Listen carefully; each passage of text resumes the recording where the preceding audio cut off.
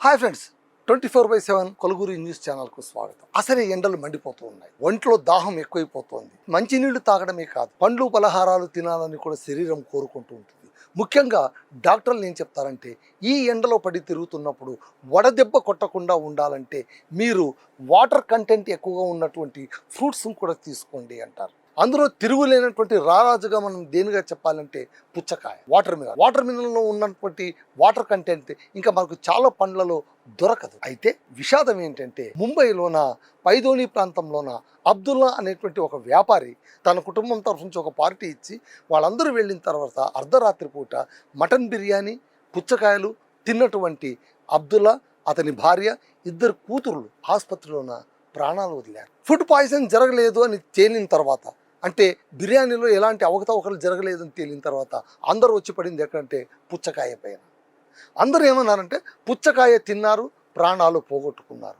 ఈ మాట తెగ వైరల్ కావడంతో మహారాష్ట్రలోన 50% ఆఫ్ వాటర్ మిలన్ సేల్స్ పడిపోయాయి. పుచ్చకాయల అమ్మకాలు మొత్తం తగ్గిపోయాయి. మళ్ళీ ఇప్పుడు ఏంటి, పుచ్చకాయలు తిన్నందుకే ఆ నలుగురు ప్రాణాలు పోయాయా అంటే దర్యాప్తు చేస్తే షాకింగ్ విషయాలు ఏంటంటే, కేవలం పుచ్చకాయలు తినడం వల్ల వాళ్ళ ప్రాణాలు పోలేదు, వాళ్ళపైన విషప్రయోగం జరిగి ఉండొచ్చు. వాళ్ళ శరీరంలోన అవయవాలన్నీ జీర్ణ కోసం కావచ్చు, హార్ట్ కావచ్చు, లీవర్ కావచ్చు, ఇవన్నీ కూడా పసుపు రంగులో మారిపోవడాన్ని, ఆకుపచ్చ రంగులో మారిపోయిన ఆ పరిణామాన్ని గమనిస్తే ఖచ్చితంగా ఏదో ప్రయోగం అయితే జరిగింది, అంతే తప్ప కేవలం పుచ్చకాయలు తిన్నందుకే మరణించలేదు అని డాక్టర్లు ప్రకటించారు. ఫుడ్ అండ్ డ్రగ్ ఇన్స్పెక్టర్ కావచ్చు, ఆ తర్వాత ఫోరెన్సిక్ అధికారులు కావచ్చు, వైద్యులు కావచ్చు, వీళ్ళందరూ కూడా పదే పదే చెప్తున్నారు ముంబైలోన, అరే బాబు పుచ్చకాయలు తినడం వల్ల వాళ్ళు మరణించలేదు, ఇంకా ఏదో జరిగింది. ప్రజలు ఒప్పుకుంటేగా. వాళ్ళ మనసులో ఇప్పుడు ఏం నాటుకుపోయిందంటే, ముంబైలోన లేదా మహారాష్ట్రలోన పుచ్చకాయ తినాలంటే మీ ప్రాణాలను పణంగా పెట్టాలి అని వాళ్ళు నిర్ధారించి కూర్చున్నారు. కాబట్టి 50% అమ్మకాలు దారుణంగా పడిపోయాయి. ఇప్పుడు చెప్పండి, పుచ్చకాయలు తినడం వల్ల ప్రాణాలు పోతాయంటారా? ఫుడ్ పాయిజన్ జరిగి ఉండొచ్చు కదా. అయితే ఈ ఫుడ్ పాయిజన్కు కారణాలు ఏంటని కూడా వెతికి చూడాలి.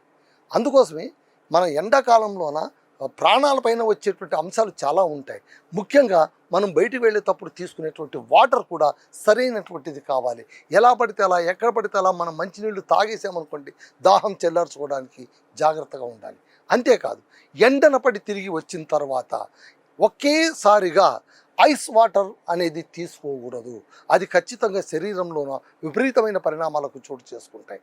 కాస్త మంచి నీళ్లు తాగి, చల్లని నీళ్ళే, కొద్దిగా చల్లపాటి నీళ్ళు తాగి, ఆ తర్వాత కొద్దిసేపు ఆగిన తర్వాత కావాల్సి ఉంటే మీరు కొద్దిగా కూల్ వాటర్ తాగొచ్చు, అంతే తప్ప ఐస్ వాటర్ తాగొద్దండి. అలాగే కేన్ జ్యూస్ తాగేటప్పుడు, చెరుకు పాలు తాగేటప్పుడు కూడా ఐస్ గడ్డలు వేసుకుని చల్లగా ఎండలో నిలబడి చల్లగా మీరు తాగారంటే ఒంటిపైన పరిణామాలు ఉంటాయి. ఒకవైపు వేడి కొడుతూ ఉంటుంది, ఒకవైపు చల్లదనం లోపలికి వెళ్ళిపోతుంది. ఐస్ ముక్కలు లోపలికి వెళ్ళిపోయినప్పుడు శరీరం ఈ రెండు పరిణామాలను తట్టుకోవడం కష్టం కావచ్చు ఫ్రెండ్స్. అందుకోసమే మీరు ఫ్యాన్ ఉపయోగించండి, కూలర్లు ఉపయోగించండి, ఏసీలు కూడా కొద్దిమందికి ఉపయోగించండి, వద్దని కాదు. కానీ ఎండలో పడి అదే పడిగా తిరిగి వచ్చి ఒకేసారిగా 16 degrees టెంపరేచర్ ఉన్నటువంటి ఏసీ గదుల్లో దూరిపోవద్దు. అలాగే బయట నుంచి వచ్చిన తర్వాత దాహం వేస్తుంది కదా అని చాలా చల్లనైనటువంటి నీళ్లు కూడా తాగొద్దండి. ఇప్పుడు చూడండి, ఇప్పుడు పుచ్చకాయలు తినడం వల్లే వాళ్ళు మరణించారో లేదా మరొక కారణమో తెలియదు, కానీ మహారాష్ట్రలోన తెగ వైరల్ అయిపోతున్నది ఏంటంటే, ప్రాణాలు పోవాలా అయితే మీరు పుచ్చకాయలు తినండి, ఇది ఎక్కడికి కోలరా నాయన అని మనం అనుకోవాల్సి వస్తుంది. కాబట్టి ఎండాకాలంలోన చాలా జాగ్రత్తగా ఉండాలి. ముఖ్యంగా వడదెబ్బ కొడుతుంది, బయటకు వెళ్ళేటప్పుడు చాలా జాగ్రత్తగా ఉండాలి. నెత్తిపైన ఖచ్చితంగా ఏదో ఒకటి రక్షణ పెట్టుకుని వెళ్ళాలి అని డాక్టర్లు, వైద్యులు సూచిస్తున్నారు.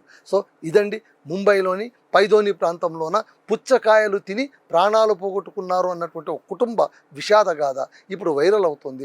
చూడాలి, ఈరోజు దాకా బయటపడింది ఏంటంటే వాళ్ళు కేవలం పుచ్చకాయలు తిని మరణించలేదు, ఇంకా ఏదో కారణం ఉంది అని. అంతకు మించి ఇంకా గొప్ప విషయం మీకు చెప్పాలి. అసలైన కిటుకు ఏంటంటే, 2019లోన ముంబైలోన ఒక మహిళను ఒక రియల్ ఎస్టేట్ కంపెనీ ఫ్రాడ్ చేసినట్టు ఒక పోలీస్ స్టేషన్లో కేసు నమోదైంది. రియల్ ఎస్టేట్ పేరుతో ఫ్రాడ్ చేసినట్టు. ఆ కేసులోన అబ్దుల్లా ప్రత్యక్ష సాక్షి. సో ఈ సంవత్సరం ఆ కేసు విచారణకు రాబోతోంది. మళ్ళీ ఈ సంవత్సరం ఆ కేసు విచారణకు రాబోవడం, రియల్ ఎస్టేట్ దందా అయి ఉండడం, అక్కడ ఏదో ఒక ఫ్రాడ్ జరిగి ఉండడం, మళ్ళీ అందులో ఈయన ప్రత్యక్ష సాక్షి కావడం, ఇప్పుడే వీళ్ళు మరణించడం. లింక్ చూస్తూ ఉంటే ఇటువైపు కూడా మనం ఎందుకు ఆలోచించరాదు అని అనిపిస్తుంది. కాబట్టి పుచ్చకాయలు తిన్నందుకే చనిపోనక్కర్లేదు, ఇంకా ఏదో కారణాలు అయి ఉంటాయి. ఇలాంటి చిత్ర విచిత్రాలన్నీ కూడా సందర్భం వచ్చినప్పుడల్లా మీ ముందు ఉంచుతాము. దయచేసి మా ఛానల్ని మీరు సబ్స్క్రైబ్ చేయండి, లైక్ చేయండి, షేర్ చేయండి. Thank you all.